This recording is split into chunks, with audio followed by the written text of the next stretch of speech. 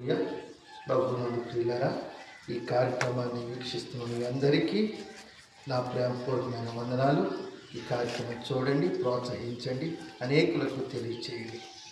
ఈరోజు దేవుని యొక్క వాక్యంలో నుండి కీర్తన గ్రంథం 23వ కీర్తన 1వ వచనం దావీదు కీర్తన అని మనం చెప్పుకోవచ్చు.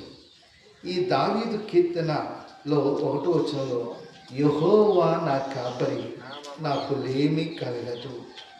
యెహోవా మన కాపరి, మన కాపాడేవాడు. ఆయన మేపేవాడు. ఆయన గొప్ప కాపరండి, ప్రధాన కాపరి, ఆత్మల కాపరి, నిత్య కాపరి. ఈరోజు నా జీవితాల్లో ఎటుపోతుందో నా బ్రతుకు, నా జీవితం, నా కుటుంబం, నేను చేసే వాటిలో విశ్వాసంలో ముందుకు సాగలేకపోతున్నాను అని మన జీవితాల్లో అభ్యంతరాలు, సమస్యలు, ఏం చేయాలో అర్థం కాని అంతు చిక్కని సమస్యలో ఉన్నావా ప్రియ స్నేహితుడు, సోదరి?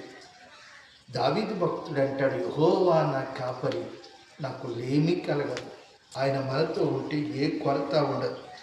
పచ్చిగల చోట్ల ఆయన పరుండు చేస్తూ శాంతికరమైన జలముల యొద్ద నడిపించేవాడు. ఆయన మన ప్రాణానికి సేదను, ఊరటని అనుగ్రహించే దేవుడు, నెమ్మదిని ప్రసాదించే దేవుడు.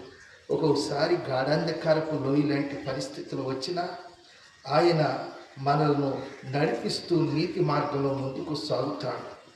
ఆయన మన జీవితాలను ఫలభరితంగా చేస్తాడు, తోడై ఉంటాడు. ఆయన దుడ్డి కర్ర దండం మనల్ని ఆదరించేదిగా ఉంటుంది.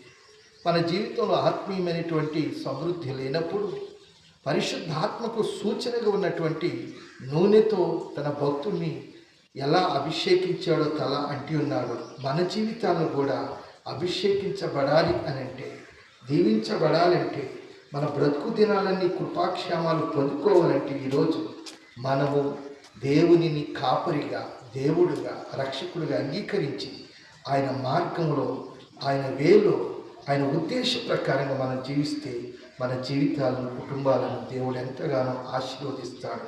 అటువంటి కాపుదల కింద కొడతాం, అటువంటి దీవులు పొందుకుందాం. దేవుడి మాటలు మన ఇంట్లో దీవించను గాక. ఆమేన్.